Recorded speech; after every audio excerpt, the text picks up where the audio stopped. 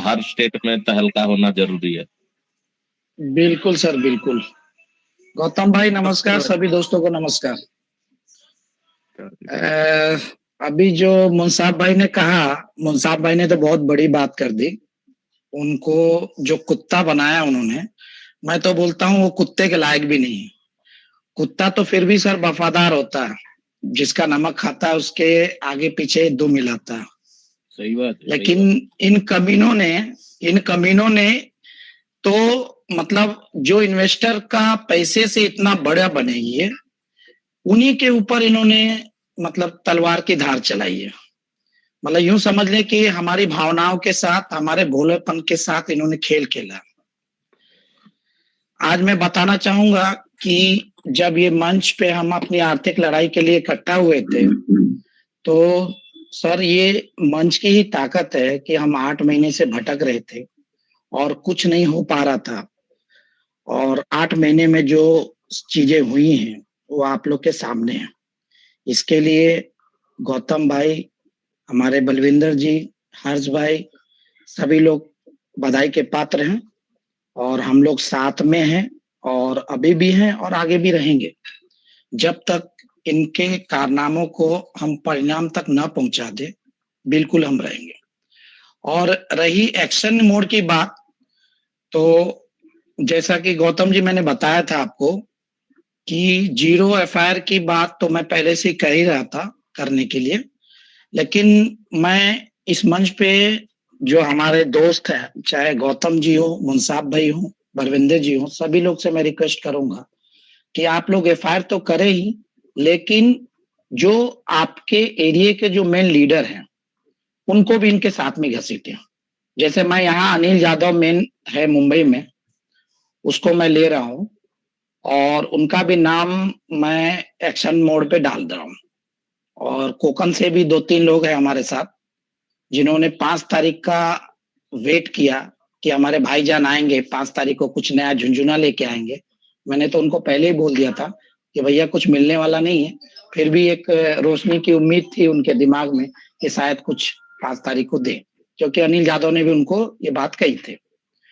तो आज ये समझ लीजिए कि वहां से 3 लीडर हैं मेरे साथ, जो वहां के पल पल की जानकारी दे रहे हैं। मैं आप लोगों को बता दूं कि 3 दिन पहले वहां से अनिल यादव को मोर्चा लेके दौड़ाया गया,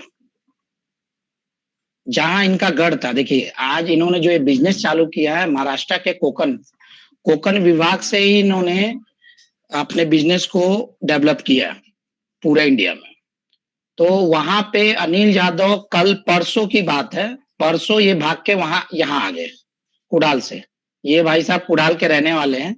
इनका मुंबई का एड्रेस, कुडाल का एड्रेस। बंदे ने काफी पैसा कमाया है, 2-3 रिसोर्ट खोले हैं, 2-3 बंगले बनाए हैं, सारे किराए पे दिए हुए हैं। ये किसके बदौलत?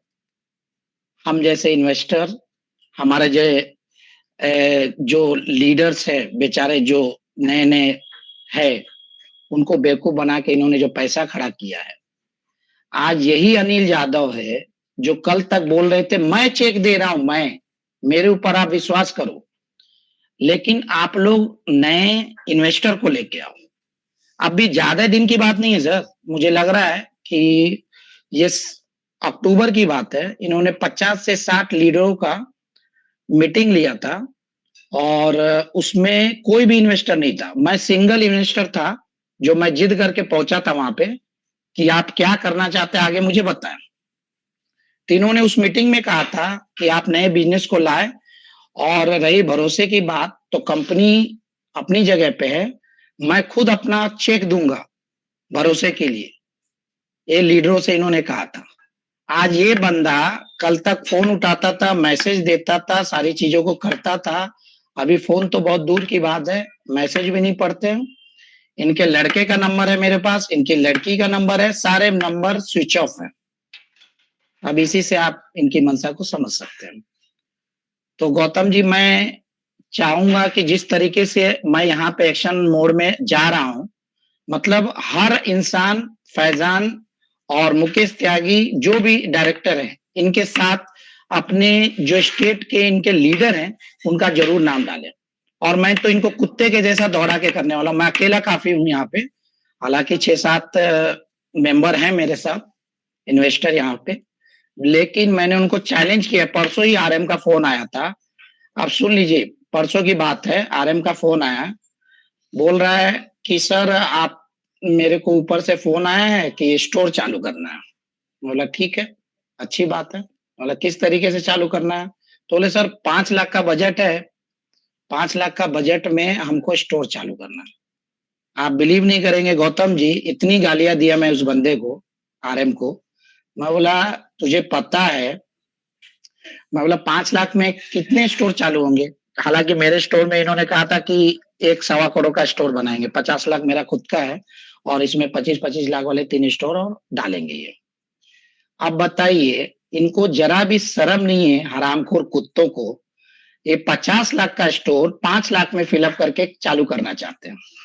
और ये कैसे समझ गए कि मैं इनको चालू करने दूंगा?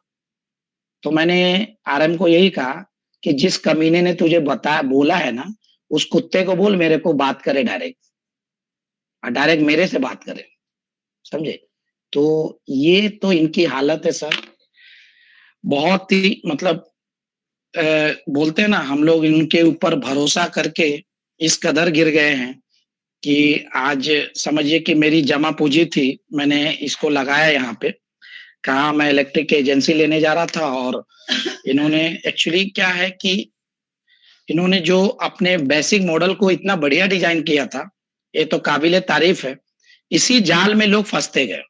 नहीं तो आप देखिए, आज विवेक जी जैसे भाई हैं हमारे, हर्ष भाई हैं, मैं हूँ, हमारी खुद की कंपनी है, मेरे अंडर भी 15 से 20 एम्प्लॉय है मेरे यहाँ पे, लेकिन फिर भी मेरे जैसा बंदा भी 50 लाख डाल दिया।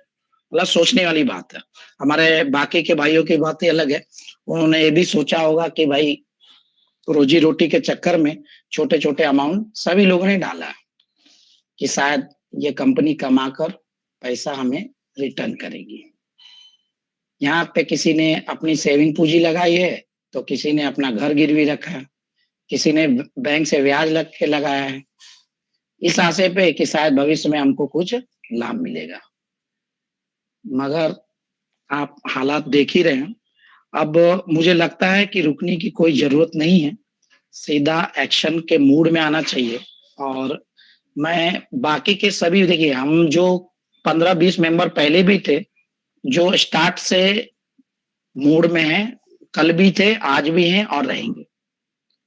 लेकिन यही है कि जो लोग ये सोच के बैठे हैं, अभी भी जो पॉजिटिव का झुनझुना बजा रहे थे, वो लोग भी, जैसे मैंने देखा रावत जी जैसे लोग अगर इस मंच पे आ गए, ये बहुत बड़ी बात है।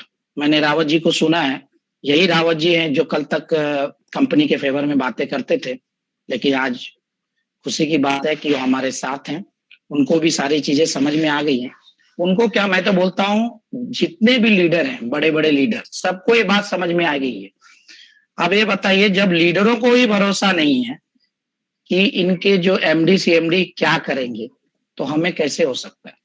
ये गिरगिट की तरह पल पल में रंग बदलते हैं, अपनी ही बातों पे, मतलब बोलते हैं ना फैजान जी की हम कैलकुलेटिव बातें करते हैं। अरे हरामखोर कुत्ते, तेरी कैलकुलेशन अभी से हमें समझ में आ रही है। मैं तो